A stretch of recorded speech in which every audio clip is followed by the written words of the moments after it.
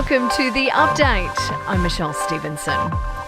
Well, we'll know within the next fortnight the question that will be asked at the Voice referendum. The vote will take place later this year, sometime between October and December. Now, a successful outcome would enshrine an Indigenous voice to Parliament in the Constitution. That body would provide advice to government on the issues affecting Indigenous Australians.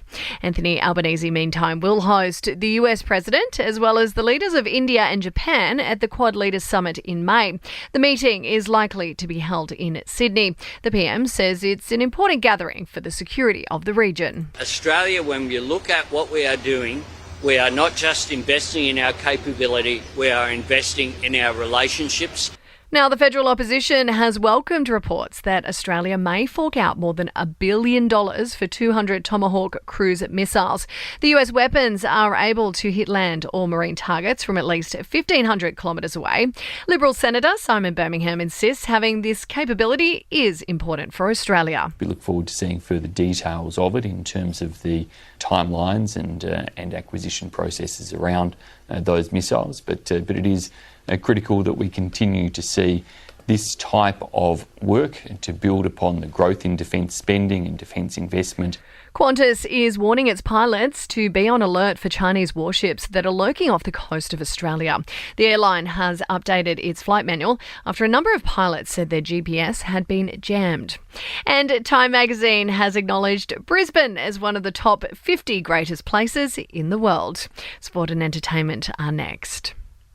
Victoria has won their way into a second successive Sheffield Shield final after wrapping up an impressive 7-wicket win over WA at the Wacker.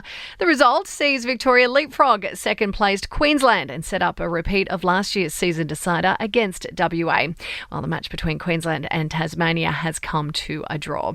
And AFL employees aren't allowed to tip anymore and have been told to withdraw from all betting competitions, even including family ones. In entertainment news, and it was a One Direction reunion of sorts. Liam Payne out on the red carpet to support Louis Tomlinson's new documentary. The pair was seen catching up following the screening. The Foo Fighters are preparing to head back on tour. Now, that's a year after the death of drummer Taylor Hawkins.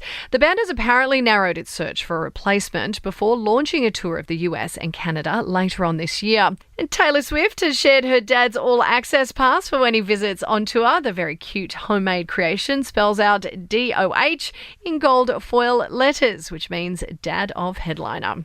And calling all Ministry of Sound fans, the classical concert series kicks off on Saturday in Sydney to run around the country with all your favourite tunes. You'll also get a peek at the new EV on the market in Oz, the Cupra. And that's the latest from the Nova Podcast News team. We'll have another episode of The Update for you tomorrow. I'm Michelle Stevenson.